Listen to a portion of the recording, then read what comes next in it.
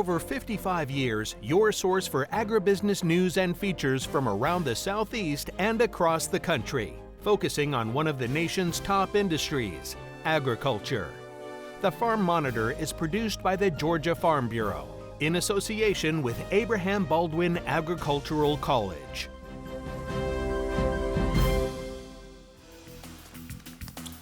Welcome to the Farm Monitor, where the fields are green and the news freshly picked. Ray DeLessio, Jennifer Parson with you for the next 30 minutes, and trust me, it's going to go by real fast. Yes, it will. So without further delay, here's what's coming up on the show. I'm Damon Jones, coming to you from Washington, D.C., where the young farmer and rancher delegation made their way up to Capitol Hill in order to share their stories and voice their concerns with both houses of Congress. Also on the show, after a brutal year for Georgia hay producers, why many are holding out hope that 2025 brings greener and more profitable pastures. Plus, from bold ideas to big changes, how one man's vision reshaped ABAC as well as rural Georgia. These stories and so much more right now on the Farm Monitor. Here in Georgia, forage plays a huge role in keeping the ag industry moving, feeding livestock while fueling a thriving hay market across 4 million acres. Lately, though, it's been anything but easy for producers, from unpredictable weather to rising input costs and persistent pests like fall armyworms. It's been a rough ride. John Holcomb takes us to Tift County, where farmers are doing their best to push through the challenges. Spring has officially sprung here in Georgia, which means hayfields and pastures across the state will be starting to flourish, signaling a new production year for forage producers. According to Lisa Baxter, State Forage Extension Specialist, it's a sight many producers are excited to see after the terrible year they had in 2024. In short, 2024 was not the year for forages, and not just Georgia, the whole Southeast. We were way too wet in the spring and led to a lot of disease issues really early on that unfortunately we don't have chemical options for within the forage industry. Going into summer, we pivoted hard. We went way too dry for way too long for warm season perennial production. Had some easement later in the year through the tropical storms and hurricanes, but even then it was a lot of rain at one time and then nothing for 6+ weeks for a lot of areas. Those of them producers up in North Georgia lost a lot of stockpile potential in their fescue because that fall drought for them, where the hurricanes missed a lot of those areas, it didn't happen. One huge and unexpected issue producers had this year was fall armyworms, which were spotted in nearly every county in the state, which, according to Baxter, really hurt producers' bottom lines. Our insecticide cost, pastures, hayfields, every variety cultivar we have out there, it hit them all. And so that was a much bigger expense going into our forages than most producers have ever had before. According to Baxter, unfortunately, due to last year's issues, 2025 doesn't bring much optimism, at least so far, as inputs, such as seed and fertilizer, are expected to remain high for producers. There are certain species and varieties that I've heard are going to be a little more limited on the seed side this year because of weather challenges out west. But that's, again, a wait-and-see kind of game there. We just don't know what the demand is for those products every year. With row crop prices being very high, I'm hearing a lot of pivots wanting to be put into forage production. So that, in my mind, is going to increase that demand beyond our typical producer base. And then on the input side, fertilizer, it's expensive as always. I know it goes up and down, but we can't cut it out, especially in a hayfield. According to Baxter, a big issue that followed producers into this year is the availability of hay, as stockpiles were diminished due to forage grazing either being limited or non-existent. There just wasn't as much hay produced because of all of those challenges. If you had an area that you couldn't do fall stockpile, a lot of areas couldn't get winter grazing in, that put additional strain on those already limited hay reserves.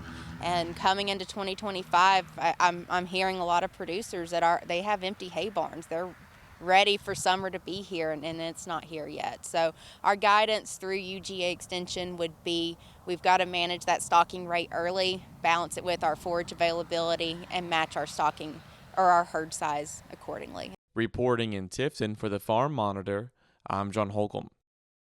Every year, a group of bright, passionate young farmers and ranchers from Georgia head to Washington, D.C., but they're not going for the sightseeing.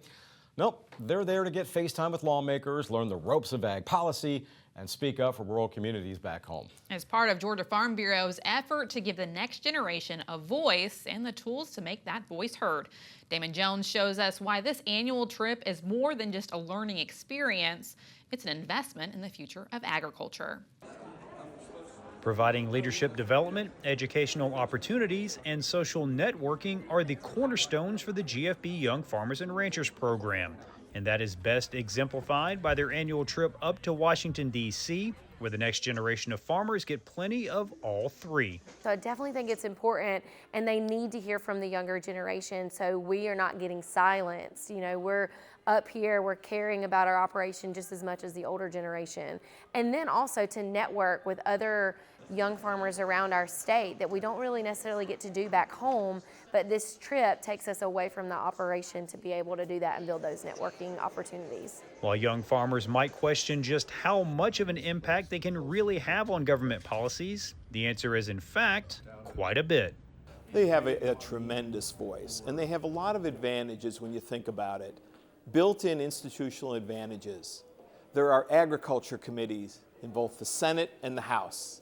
I mean, other industries don't have that. We know agriculture is in every state, so every senator cares about agriculture. Most of the members of the House, whether they have a lot of ag or a little, know about ag.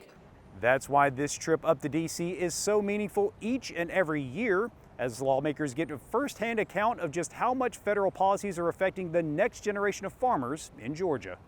We're bringing our stories up here to the representatives, to the senators. We're bringing our industry to their office door and letting them understand what we're struggling with and what they can do in their side of things to help us out. There's nobody better than people who are actually in the industry, in agriculture, to come to D.C., meet the people here, explain what's going on. Farmers tell their story best, and a lot of what's going on by people who don't understand agriculture, don't even think of how it might impact agriculture. Our senators and representatives, they love to hear from voters. Voters have the best stories. That's who they really want to hear from. And not just any voters, but specifically those who have a long-term stake in what kind of decisions are being made affecting the ag industry. Our young people can say, what you do now, I'll be living with the rest of my life, or I'll be operating in a business environment that you are impacting for the rest of my life. Whether it's positive, where I can new opportunity, or you're imposing costs that are going to affect me as I'm trying to be a successful farmer or rancher. So I think it's great to hear from them. So between the educational sessions, meeting with lawmakers, and creating new friendships, this annual trip is truly a unique experience. It's awesome. I make new friends every time we get to come. I'm so thankful that this is my second year in a row getting to come, so that opportunity in itself, and I'm coming with a whole new group. So I'm really excited about the new kids that have come up and then the middle-aged young farmers that are here as well to represent. Reporting from Washington, D.C., I'm Damon Jones for the Farm Monitor. During their time in D.C., the delegation also got to hear from Senator Jon Ossoff, and the big topic of discussion was, of course, the passage of a new farm bill. It's an issue he says is one of the top priorities on his list. Well, we want to make sure we have a strong commodity title. And, the way that we get the farm bill done, when we get it done, is by moving a strong commodity title alongside a strong nutrition title. It is one of my highest priorities to pass a good farm bill this year. A lot of Georgia farms are already struggling with high input costs, reeling in the aftermath of the hurricane, and are now facing the prospect of losing access to global markets. Visionary, determined, unapologetic. A one-man transformed ABAC and left a lasting legacy for rural Georgia. His story and the incredible honor bestowed upon him next.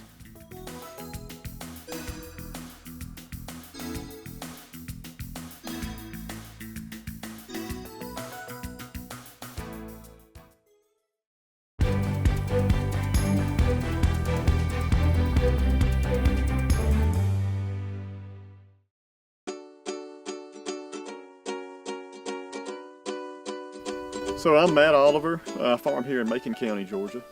I actually live in Americus, so I drive up here every day to farm. So this year we faced a number of issues. Extremely high inputs, again, very low crop revenues among some of the issues. And here on this farm, it's irrigated, it's sandy, there's lots of deer. I'd say that it's a difficult place to make a crop of cotton. The deer basically ate 40% of it. It's hard to tell from right here, but as you go over that hill right there, there's basically no cotton stalks. They ate them to the ground completely. Most farmers wouldn't have been proud of the yield this farm made on a dryland field. So this will be peanuts next year. We just put rye out here basically just to try to stop any erosion, put some good living roots in the ground, try to help biology in the soil. Again, this will be peanuts. We'll come in and we will run a subsoil leveler either before or possibly even after burn down, but probably burn down first, and then we'll run a subsoil leveler, and we'll put a turbo till across this one time and plant peanuts on it. Honestly, we're at a point where we need a relief package of some sort. I've never wanted to be the one with his hand out walking around, you know, asking for help and all that sort of thing, but in order to stay in business in a good way and in a strong way, we need a widespread relief package. You know, I can't speak for the Midwest. I can't speak for other parts of the country necessarily, but I know the Southeast 2 years in a row, we've just really hurt 2 years in a row. You know, and it's not rocket science. When it's basic math. When revenues fall well under what it takes to do what we do, you know, when they fall well under expenses, it just leaves us in a place like this, and this has been this way for a while. In 2025, I would love to be able to sit down and run my numbers and project 2025 and put numbers on paper up front that will work. I'd love to be able to do that right out of the gate. In 2024, we could not do that. Right out of the gate, the numbers did not work. You know, and you wonder, okay, well, if the numbers don't work, why somebody do something like this? Well, all this equipment we have, those are fixed assets. When we take that on, we take it on for the long haul. A lot of these farms, they're not necessarily fixed assets, but we rent these farms and we take them on for the long haul. You know, loyalty to a landowner that we rent from, they shouldn't have to go fishing for a new person to rent to year in and year out. So again, we like to take our land on for the long haul. So that's kind of where we are. That's what I like to see out of 2025, some way to make a profit. I would love to see some reference prices that match up with current expectations. And when I say expectations, I mean what it costs to produce a crop. The main thing I can say right now is we do not do this for the money. By all means, we are out here, we want to take a good living home to our families. We want to raise our children well. But to the consumer, I want y'all to know that we're trying to raise a good quality product for y'all. Nothing would behoove us more than to know that we raise that product right here in Georgia, and that you're laying on it, snuggling up with it every night.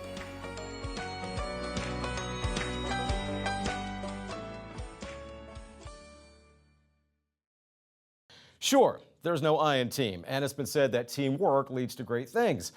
But many will agree that much of ABAC's success can be attributed to the forward thinking and vision of its former president, Dr. David Bridges.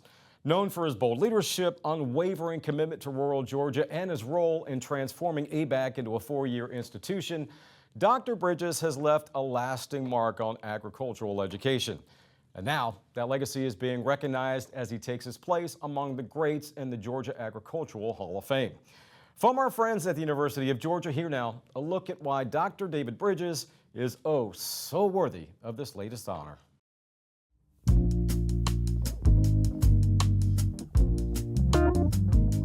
He has a plan, he follows that plan, he follows through on that plan, and he has a strategic vision for the future. And when he was president of ABAC, how ABAC could better serve the needs of Georgia and students across the world. His hard-headedness and his not really caring who he made mad, but he was looking after the people he was supposed to look after. With rural Georgia and agriculture and ABAC in his focus, he has an idea and he says, all right, let's make it happen. And sometimes it's an idea that seems quite impossible.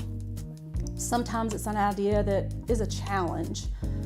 And most of the time he seems to tackle ideas that may ruffle some feathers. He told us on his very first day that if ABAC was to remain a two-year college, it would never survive. He put in plans immediately for it to become a four-year college. Forever, people would say, ABAC's a great place to start. And I said, no, we're not going to say that anymore. We're going to say ABAC's a great place to finish. What had been the mission of the two-year college was really in question. Much of the lower division core curriculum mission of what had been the two-year college, or the junior colleges as we knew them, had been given to the technical colleges. Our mission had been for 75 years, take students from high school, regardless of how unprepared they were, try to get them through 2 years, do the best you can with them, and get them prepared to go on somewhere else. And when you stand up as the new president and say, that's not the mission anymore. Our future is not cast in being a two-year institution. We've got to capitalize on who we are and what we've been and what we can be. And that's to be, I described it as a boutique institution. We're not going to be a four-year college for everybody. We're going to be predominantly an agricultural institution. Now it is a four-year college. That's the main thing I think that David has done to help the students that go to ABAC to be able to get a four-year degree. So much effort is being put on continuing to grow ABAC, and I think that that's an effort that's really been part of ABAC's mantra since Dr. Bridges started. It's still an ag-based college with a hands-on aim at teaching kids, and he wanted to keep it that way, which is very important to all of us that deal with agriculture in Georgia. He elevated ABAC to a higher level. He not only had the ideas, he was able to convert those ideas into an actual structure here at the college, and the college is certainly better for it. You only have just a few more days left to be in the president's office at ABAC. How does that make you feel? But I'm looking forward to doing some other things and getting out and working in some of these rural communities that I hadn't had the chance to work in the last couple of years, Mike. Dr. Bridges, it's been a pleasure. It hasn't. At the end of 2017, the House Rural Development Council convened its final meeting for the year and made a series of recommendations, and one of those recommendations was to create the Center for Rural Prosperity and Innovation. He worked with the governor at that time on getting the center started. The purpose is to look at the area of agriculture and how they can help different communities, particularly small communities. So I spend a lot of my time doing research, digging, writing, on the phone, talking with people, traveling around the state, trying to figure out what's going on. He understands what it takes to make a rural community productive and progressive, and he focuses on how to help rural communities do that. And if there's one thing that I think he will always be remembered for, it is advancing rural Georgia. What he set in motion here at ABAC continues to be in motion today with some of the ideas, the principles, the foundation that he set for presidents to come after him. For those of us that may not know him are going to be thankful for what all he's done and using what all he has done to take care of rural Georgia. To be put in the Hall of Fame as an agriculturalist, I mean, it's just a tremendous honor. I wouldn't want to be in any other Hall of Fame.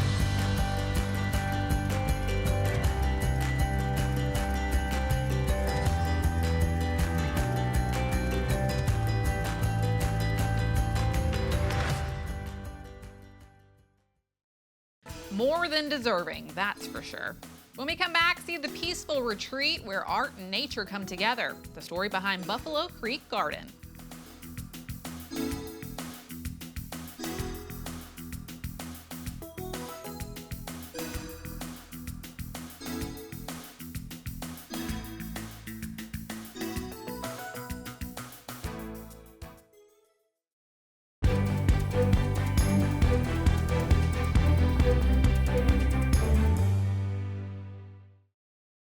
Wondering what makes a food sustainable?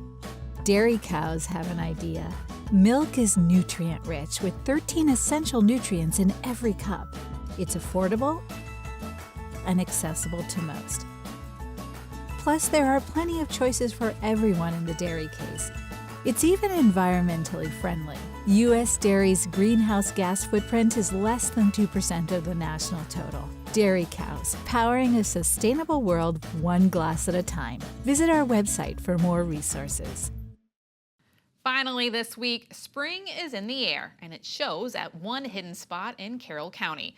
The Monitor was given a first-hand look at how this well-kept treasure maintains its whimsical appeal.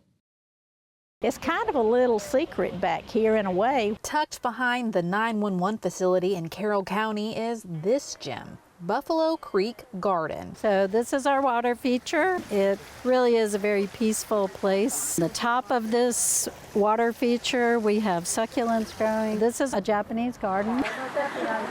This is more of a wooded area garden. This area is a focused area for native plants. A lot of people come here and just sit and eat a sandwich or just enjoy the beauty. Sure, the wooded trails, plants, trees, and vibrant flowers add to the ambience here at Buffalo Creek Garden. But what truly makes it unique are the art pieces along the way. This garden here at the Buffalo Creek Garden is managed by our Carroll County Master Gardener Association.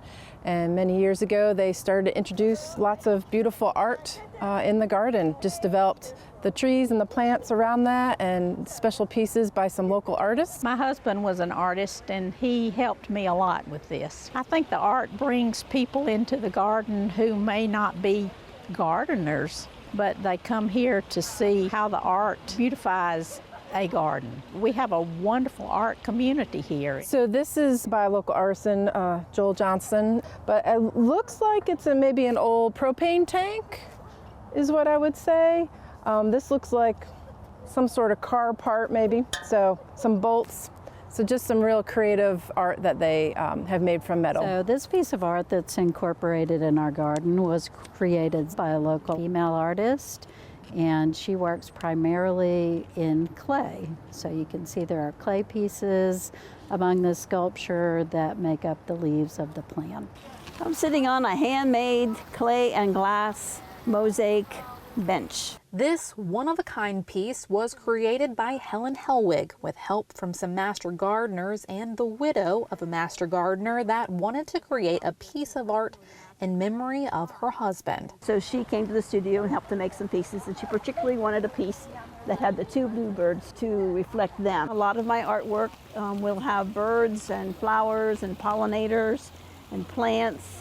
And it's just perfect for here in the garden. I think it's really important to do artwork with a group that's going to live with it. Several years ago, the Master Gardeners group decided to start adding artwork from local artists in hopes that it would draw more visitors to Buffalo Creek. Visitors will see handmade birdhouses, whimsical pieces, and paintings too. My favorite art piece is the angel. It adds to the whole visual landscape, and I think it just really accessorizes the gardens here. By the way, their annual Art in the Garden event is coming up on April 27th, so check it out if you can. All right, very nice. Well, sad to say, our time with you is now complete, at least for this show anyway. For Jennifer and everyone here at the program, thanks for watching, stay safe, and we'll see you again soon for another Farm Monitor. Have a great week.